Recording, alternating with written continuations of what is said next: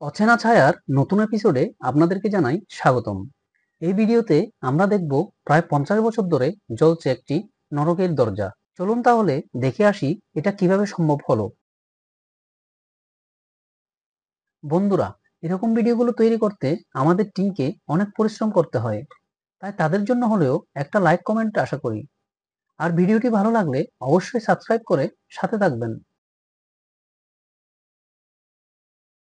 তুর্কমেনিস্তানের দারওয়াজা শহরের একটি প্রাকৃতিক গ্যাস ক্ষেত্র। দীর্ঘদিন ধরে অগ্নিমুখটি অনবরত জ্বলছে বলে একে নরকের দরজা বলা হয়। কারাকুম মরুভূমিতে অবস্থিত অগ্নিমুখটির ব্যাস 69 মিটার ও গর্ত 30 মিটার দীর্ঘ। ভূতত্ত্ববিদগণ মিথেন গ্যাসের বিস্তার প্রতিরোধ করার জন্য জ্বালামুখটি আগুন লাগিয়ে দিয়েছিলেন এবং এটি 1971 সাল থেকে ক্রমাগত জ্বলছে। অগ্নিমুখটি দেখতে প্রতি বছরই পর্যটকরা দারওয়াজা শহরে আসেন। 2009 সাল থেকে এখন পর্যন্ত 50,000 পর্যটক স্থানটি পরিদর্শন করেছেন। গ্যাসক্ষেত্রটি 5,350 বর্গমিটার স্থান পরিবেষ্টিত এবং আশেপাশের স্থানও বন্য মরুভূমি ক্যাম্পিং এর জন্য বিখ্যাত। এটি কোনো প্রাকৃতিক গর্ত নয়। 1971 সালে তৎকালীন সোভিয়েত ইউনিয়নে প্রাকৃতিক গ্যাস সমৃদ্ধ দারোয়েজি এলাকায় অনুসন্ধানের সময় ক্ষেত্রটি আবিষ্কার করে। প্রথমে তারা মনে করেছিল এটি একটি তেল ক্ষেত্র, তাই ড্রিলিং মেশিন দিয়ে তেল উত্তোলনের জন্য সেখানে ক্যাম্প স্থাপন করে।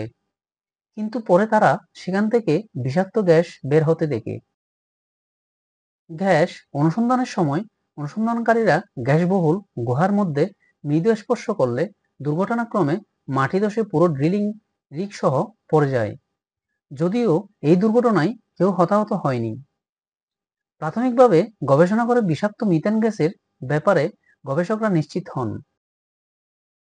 পরিবেশে বিষাক্ত গ্যাস প্রতিরোধ করার জন্য ভূতত্ত্ববিদরা তখন গ্যাস উত্তোলন মুখটি জ্বালিয়ে রাখার সিদ্ধান্ত নেন। তাদের ধারণা ছিল এখানে সীমিত পরিমাণ গ্যাস থাকতে পারে, কিন্তু তাদের ধারণা ভুল প্রমাণ করে এটি 1971 সাল থেকে অনবরত জ্বলছে। 2010 সালের এপ্রিলে তুর্কমেনিস্তানের রাষ্ট্রপতি গ্যাস ক্ষেত্রটি পরিদর্শন করে এটি বন্ধের ঘোষণা করেন এবং তিনি বলেন, তা না হলে ওই এলাকায় অন্যান্য প্রাকৃতিক গ্যাস উত্তোলনের উপর এর প্রভাব পড়তে পারে। বর্তমানে তুর্কমেনিস্তান তার প্রাকৃতিক গ্যাস উত্তোলন বৃদ্ধি করার পরিকল্পনা করেছে। বর্তমান 75 মিলিয়ন কিউবিক মিটার থেকে গ্যাস উত্তোলন করে ভারত, রাশিয়া, চীন, ইরান ও পশ্চিম ইউরোপে পরবর্তী 20 বছর তারা রপ্তানি করার চিন্তা করছে।